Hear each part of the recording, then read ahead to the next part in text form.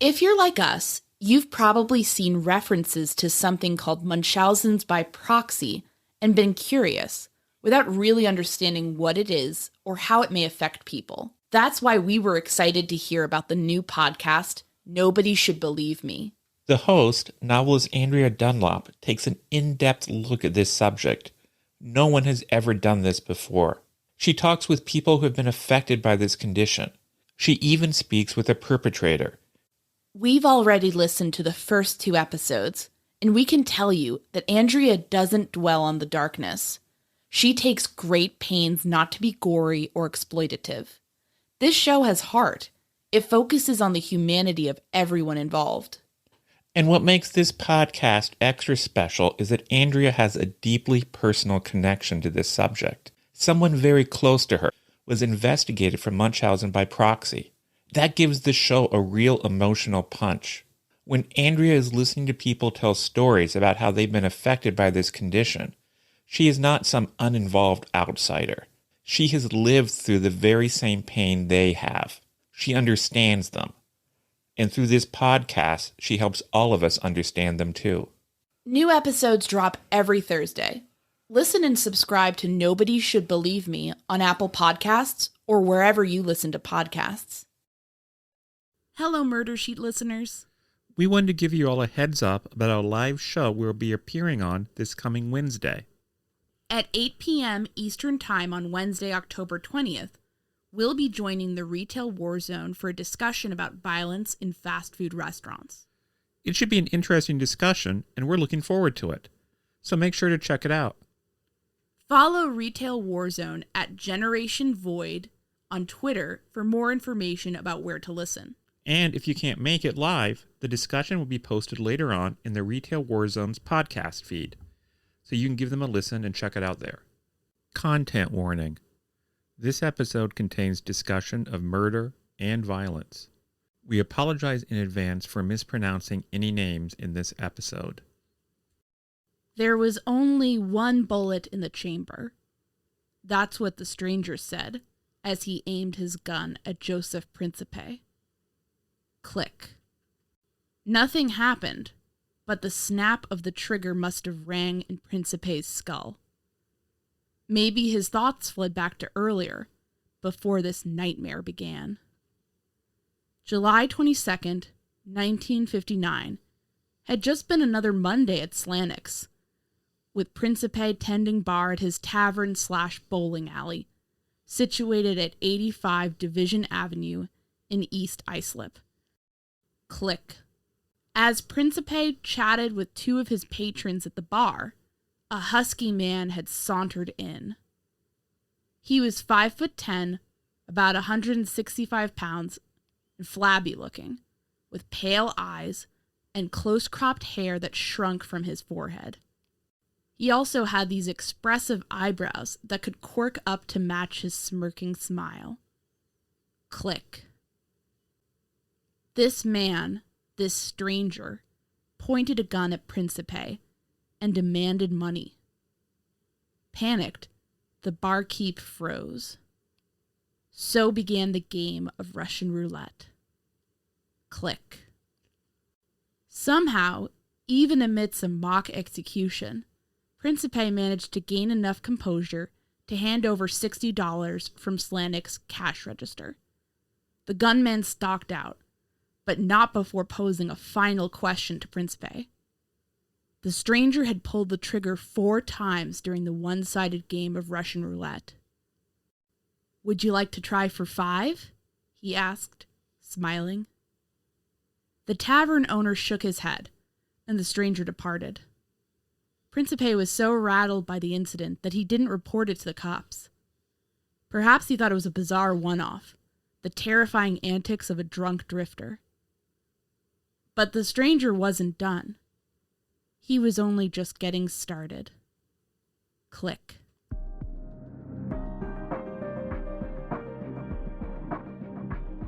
My name is Áine Cain.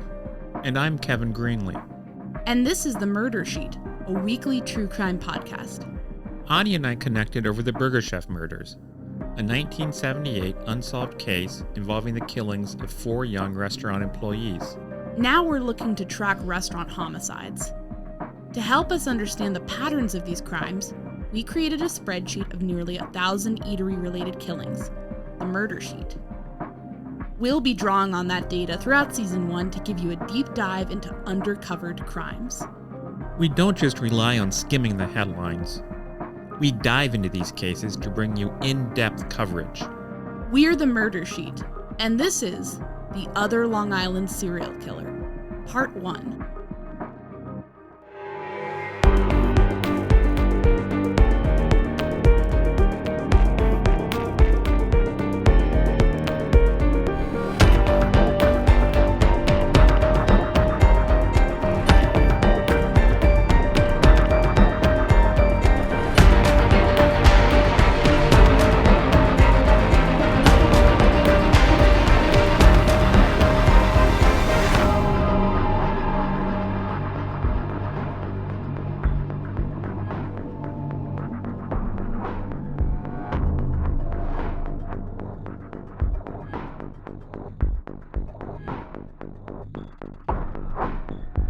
You may have heard of the Long Island serial killer, an unidentified murderer, or murderers, who slaughtered somewhere between 10 and 16 people across 2 decades.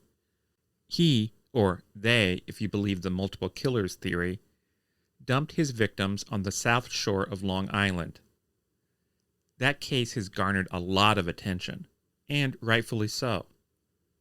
But decades before police discovered the first skeleton in a snow-encrusted burlap bag, there was another Long Island serial killer. This one killed restaurant workers during a spree that lasted a week altogether, a brief blaze of violence across the island. But the consequences of that destruction were real and lasting. In this first episode, we'll get into this killer's first 2 murders. Next week, we'll cover the 3rd killing, the murderer's arrest, and conviction. After that, we'll close things out with a discussion with Professor Robert McCree from the John Jay College of Criminal Justice. We'll be talking with him about one of the most confusing elements of this story: how a serial killer could be paroled after a few decades. Before we get into all that heavy stuff, let's do a quick geography lesson. I spent a great deal of time out in the North Fork of Long Island as a kid, and I have plenty of cousins living out in Nassau County, Suffolk County's neighbor to the west. I'm not terribly familiar with most of the locations we'll discuss today, but you should know that Suffolk County is the easternmost county in New York State. If Long Island is a knife jabbed into the Atlantic Ocean, then Suffolk County makes up most of the blade. This first place we're going to discuss, Bellport, is a village situated on the south shore of the island in Suffolk County. Bellport is where Rudy Feicht owned and operated his namesake Steak and Chop House. Over a week after the incident at Slavik's, he was serving the night's last customer. But a car parked out front in his parking lot was distracting him. The driver, a young husky white guy, appeared to be casing the joint. After his final diner paid up and left for the night, Feicht locked the front door. But he realized that the back door was still unsecured. And the husky guy didn't appear to be in his car anymore. Feicht ran for the back of his restaurant. He managed to lock the back door. A moment later, somebody, presumably the suspicious stranger, began banging on the door, rattling the knob, begging to be let in. The driver claimed that he needed to use a phone. He was desperate. Feicht called him a bum and told him to get lost. Honestly, folks, the murder sheet tips its hat to a man who knows in his heart that the customer is not always right, because that move probably saved Feicht's life. Unfortunately, a lot of others were not so lucky. The first killing took place the following night, on July 31st, 1959, in Islip, a town a 20-minute drive to Bellport's west. That day was a Friday. The place was John's Delicatessen on 472 Main Street. Back when we were living in Brooklyn, Áine and I followed the killer's path through Suffolk County. Islip's quiet Main Street was the first place we visited. It was a gray afternoon in late December, and we found a real estate business in an unassuming brick building. Outside, there was a tree with all these colorful glass beads strewn about the roots.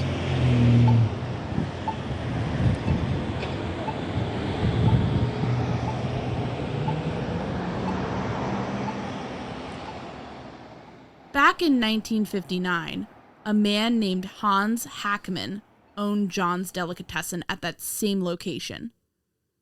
He was either 53 or 54. Newspaper reports from the time aren't consistent. He had 2 kids. A little after 10 o'clock, the killer encountered Hackman, who was working alone in the Delicatessen. Later on, the killer would divulge his own version of events to police.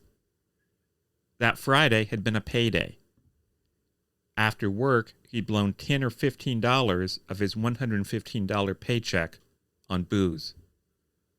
After swinging by his house to grab dinner from his wife, the killer went back out for even more drinking. He threw back 2 shots at a bar and grill in Islip, then wandered into John's Delicatessen. He'd claimed that he'd asked Hackman for a cheese sandwich, but apparently the deli owner didn't have what he wanted. At some point, the killer became irate. He pulled his gun and barked, "This is a stick-up, Sonny." He claimed to have immediately shot Hackman then, in the shoulder and belly, and that the deli owner stumbled to the back of the business, muttering, "I'm dead." The killer followed him, thinking it'd be a shame to waste another bullet. But Hackman just wouldn't die, so the killer shot him one more time, through the heart. Then he swiped Hackman's wallet from the dead man's back pocket. "Without a mask, I just got to kill," he told police. The story sounds a bit like it was told by a guy who thought he was living in some kind of gangster movie. The broad outlines of his story were correct, but we don't need to take him at his word on all the details. I can imagine that Hackman could probably smell the alcohol off this guy. Based on his behavior during the previous 2 incidents, the killer was likely acting erratic, sinister. I can only imagine that he made Hackman nervous. Police would find the diner's cash register jammed. Perhaps that's what prompted the killer to pull the trigger. Either way, senseless robbery murders weren't exactly a common occurrence in Islip in 1959. We filed records request with the Suffolk County Police Department and got back just a single sheet on the Hackman case. It was a faded complaint from a man named Irwin, who ran another delicatessen and felt that a customer of his, only known as Russell, might be somehow involved.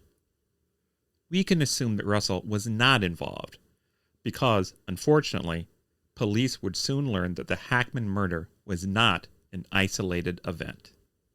For the next case, we actually received a small stack of files.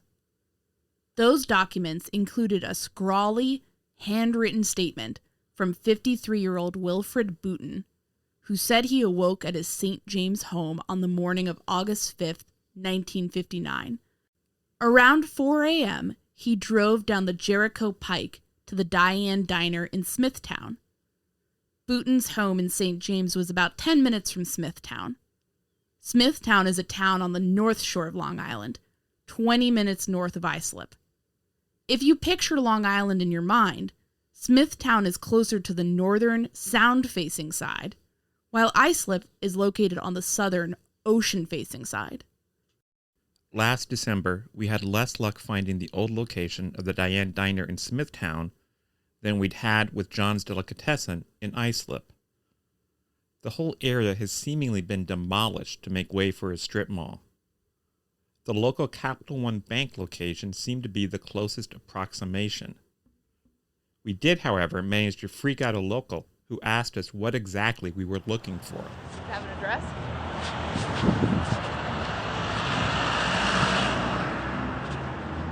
Anyways, back in 1959, when Boutin decided to stop in for breakfast, he found the town was dark and quiet.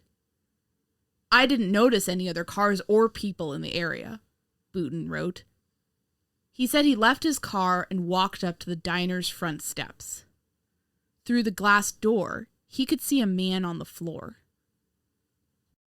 "His head was bloody and he was lying in a pool of blood," wrote Booten. "I then left immediately and drove my car to the Smithtown Police Headquarters. After a few unsuccessful attempts to find the headquarters, Booten finally arrived. Around 4:20 a.m., he burst through the door and told the officer behind the desk that he had just left the last diner on Main Street and had seen a man lying on the floor in a pool of blood. The cop on duty radioed for a patrol car. "I went back out the door and walked to my parked car on Main Street," Booten wrote. "I sat in the car about 5 minutes." Booten had just seen something horrible, but he still wanted to help. He drove his car to the east end of Smithtown, trying to intercept the patrol car. Then he decided to just go back to the diner, where he found 2 officers. One was inside the restaurant with the dead body. The other was making a radio call. The officer outside mistook Booten for a customer with terrible timing. "I'm sorry, sir, but you can't go in the diner," he said. Booten later wrote, "I didn't tell him I was the man who had made the complaint at police headquarters, but just got back in my car and drove away." In a few early police reports, Booten is listed as an unidentified witness. The officer at headquarters had taken note of him, writing down that he had been wearing a grayish striped sports shirt and that he weighed around 200 pounds and had short graying hair. I wonder if early in this investigation, they ever worried that maybe he was the killer and that they'd let the culprit slip through their grasp. Booten, of course, quickly cleared things up by coming in to give a statement. If he hadn't, or if the case remained unsolved, I can imagine internet sleuths nowadays would have a lot to speculate about regarding the mysterious early morning witness. Anyways, Booten's complaint set off a flurry of activity within the Smithtown police force. Responding to a Signal 17, Patrolman J. Walsh and F. Lyons drove their squad car over to the Diane Diner. They found the still body that Booten had earlier discovered there. Walsh leaned over and placed his right hand on his back, but he couldn't find a pulse or even a shallow breath. The man was dead. Walsh and Lyons checked the diner's main room, kitchen, and bathrooms and found no one else. Then they radioed in for a doctor and Sergeant Lamadou. Lamadou and Patrolman J. Glynn were dispatched to the diner. Like the earlier patrolman, they quickly realized this was going to shape up to be a serious case, one that the brass needed to be made aware of. Lamadou called in Captain M.A. Hess and Chief Cyril J. Donnelly. At 4:50 a.m., Smithtown rang up the district attorney's office. At 4:59 a.m., Dr. Scarbius was called in. He pronounced the victim dead at 5:10. Along with one Dr. Mossery, Dr. Scarbius ordered the corpse removed to the Davis Funeral Home in Smithtown at 5:15 a.m. When Hess showed up, he began snapping photographs of the crime scene and the dead body. The corpse was face down in front of the counter. There was a hole at the base of his skull. The diner's cash register was open and emptied of all of its money, save a quartet of quarters that had fallen to the floor. But the killer didn't get everything. The dead man also happened to be carrying a wad of money amounting to $300 in his pocket. Police looked up the registration of the car outside, a 1959 English Ford. Detective Sergeant R. Kavanaugh also found a blue zipper jacket hanging in the kitchen, with an operator license in it. Both the license and the car's registration trace back to 53-year-old Lawrence Kircher of nearby Setauket. He worked the night shift at the Diane Diner. Patrolman Clay of the Brookhaven Police was dispatched to the Kircher home on Cemetery Lane in Setauket to share the devastating news with his wife Zella, also known as Patricia Ann, and his son Lawrence Jr. At 5:30 a.m., Father Ned of St. Patrick's Roman Catholic Church was called in to assist the grieving family. Meanwhile, police set about dusting for prints and searching for brass from the bullet in the diner. Officers ended up lifting 3 latent prints off the cash register. They also collected 2 partially filled bottles of ketchup, one Island Manor and the other Pride of Farm, 2 small gray and white salad plates, a small gray and white dessert dish, sectional dinner plates containing the remains of scallops and a lemon, a silver fork, 2 paper napkins, a patch of skin from the victim to check for powder burns, samples of the victim's blood, and cash register prints. Dr. Mossery, the local coroner, and Dr. R. Cares also plucked the bullet out of Kircher's forehead for the police to examine.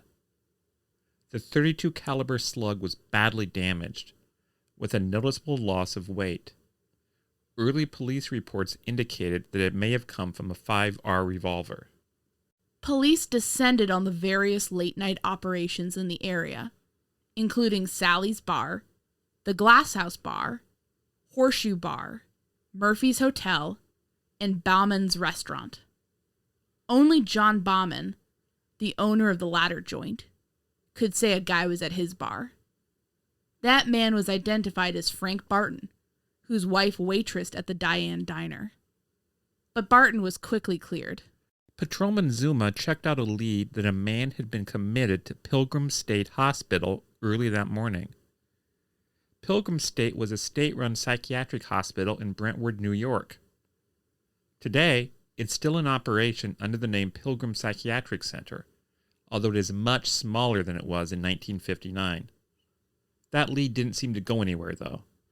Detectives checked in with the family to see if Kircher had any bad habits or sordid enemies. Hess wrote that the family could put no light whatsoever on the killing, although they did note it wasn't unusual for their husband and father to carry a lot of cash on him. Cops also spoke with 55-year-old Joseph Lauer, who'd worked as the manager of the Diane Diner for 3 months. He'd last seen Kircher at 8:15 p.m. on Tuesday, August the 4th. He gave police a tip about a group of guys who'd come around looking for a job, but police found and cleared the men. Police managed to track down the couple who'd been Kircher's last ever customers. They'd paid for the $2.80 meal that turned up on a diner check tab and the register tape. Virginia and Paul Oster, a married couple who owned the Interlude Tavern in San Remo, came forward to say that they'd eaten at the diner and left around 3:30 a.m. Their order accounted for the scallops found on the unwashed plates. They said they'd last seen Kircher polishing silver, staring out at the highway. There's a novel by American writer George Saunders called Lincoln in the Bardo. It's a terrific, moving read about the death and afterlife of President Abraham Lincoln's 11-year-old son, Willie. The reason I bring it up is because it opens with observers describing the moon on the night Willie lay dying of typhoid fever. Only, the descriptions of the moon are completely disparate. Some reminisce about the dark, cloudy night. Others talk about the brilliant moon that hung in the sky. It's a beautiful testament to the fragility of human memory. The typewritten police reports we received, written so long ago by Detective H. Dwyer, Captain Hess, Sergeant R. Lamadou, and Detective Sergeant H. Kavanaugh of the Smithtown Police Department, remind me of that story. They're full of coincidences and contradictions and intriguing roads to nowhere that so often characterize the start of a police investigation. Hilltop Motel owner William Capp interacted with a suspicious young man in green coveralls who seemed jumpy and nervous, and left after complaining about the price of a room. An anonymous man telephoned Lauer, the manager of Diane Diner, to say he'd heard from his sister's girlfriend's boyfriend that a hot-headed kid named Casey was behind the killings. That turned out to be part of a vicious campaign of prank calls against a local man. One guy called in saying he had information about the murder, but the lead turned out to be a bust. He just wanted to get a gig as a detective, and Dwyer opined that the man was in need of psychiatric care. Detectives chatted with a milk truck driver in Comac, who said that Smithtown was a stop on Route N for the Oak Tree Farm Dairy. Maybe the killer was a milkman. Robert Harmon, a farmer in St. James, told police he drove through Smithtown between 4 a.m. and 4:20 a.m. with a worker named Willie Watkins. They said they hadn't seen anything odd going on at the Diane Diner. An anonymous man called in a tip about a suspicious fellow drinking at the Tropical Bar in St. James, who said he knew more about the murder. Police interviewed the entire staff at the Howard Johnson's next to the Diane Diner, but nobody saw anything. However, Leon Mouskoff of St. James said he'd been eating at the Howard Johnson's with his wife that night. He saw the Diane Diner closed at 11 p.m. and noticed a dim light in the kitchen. He said he saw a trio of men try to get in and give up and head over to Bauman's bar. Nobody else remembered the diner being closed, though. Certainly not Charles F. Nichols, the owner of the nearby Shell gas station, or his clerk, Paul Tex Dickinson. Then there were the drivers. Police found a delivery slip from Herman's Star Bakery at the crime scene. But bakery driver Michael Venuti also had nothing particularly relevant to share. He'd always dropped off rolls and pastries at the Diane Diner on his early morning runs, and that morning he'd seen nothing out of place when he swung by around 2 a.m. He witnessed two men, one regular-sized, one tall and fat, sitting at the counter then, eating, but nothing gave him a weird vibe about the situation. Police also spoke to George L. Crosby and Charles Jeffries, drivers for the Crescent News Company. Both stopped at Diane Diner early that morning, but neither saw anything particularly unusual. Other tips came in from really credible sources. An ex-New York Police Department detective, John Frivola, retired to operate Frivola's restaurant on Route 25A in Smithtown. He phoned in a tip to say his dishwasher got fired after drinking at work and threatening to kill his wife and dog. The man had a record, too, but nothing came of that.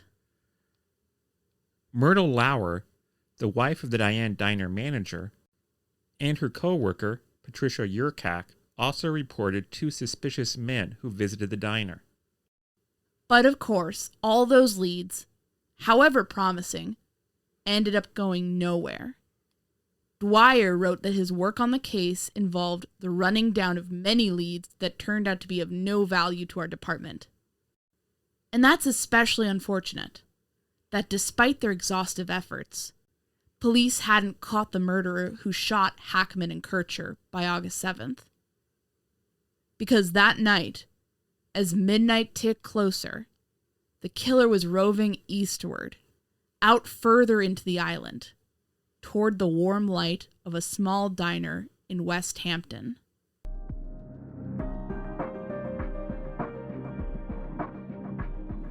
A lot of the details in our show came from a Freedom of Information request with the Suffolk County Police Department. Thanks to the SCPD for sending all that over. The rest comes from some intensive reporting from local news sources. Even though this crime isn't as well remembered today, it was covered extensively in the press back in 1959. The New York Daily News ran in-depth features on the case from Ruth Reynolds and Kermit Jadiker. Years after the murders, in 1985, Joseph McNamara wrote a recap about the case as well.